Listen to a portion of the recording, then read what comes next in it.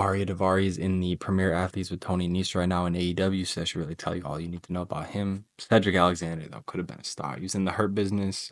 Most likely will join that in AEW. They dropped the ball on him so heavy. Lince Dorado, another luchador that went to Mexico where he'd actually be able to wrestle and be treated right. CMLL, I believe. Tazal was still employed, mostly treated as a comedy character now, but he's funny and he's in the Outfit Academy currently. It's surprising that he's had the most longevity. Mustafa, though, he's had the most success outside of WWE, I would say. Despite there being a couple times where he was on the verge of something in WWE, it never really amounted to anything, and he kind of just got screwed over a whole lot.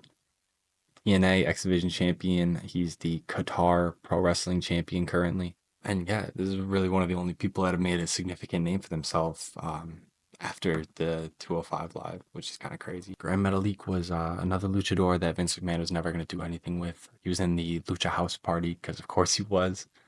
I believe now he's currently in CMLL. And finally, we have the Brian Kendrick. He's a little different than the rest of the people on the roster because he was a veteran in WWE. He hadn't been in it in a while, but he was a multi-time tag champ with Paul London, and he had found success at a time in the company where not a lot of people would if you weren't big fucking jack people, you know. So he was likely an inspiration to a lot of the other people on the roster here. He's kind of here to bring familiarity. Not a lot of the audience would know anybody else here. Brian Kendrick was kind of there to be like, oh, see, like you know this guy.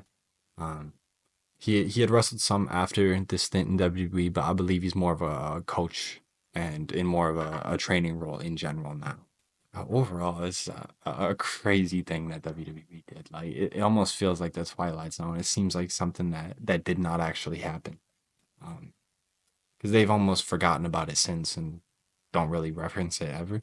This was really one of like the most like out there things that WWE had done in years. Kota Ibushi and IWGP champion Zack Sabre Jr. were in the initial tournament. Pat came later down the line. Like there was some incredible talent, and it really could have been something if the ball wasn't dropped so fucking heavily.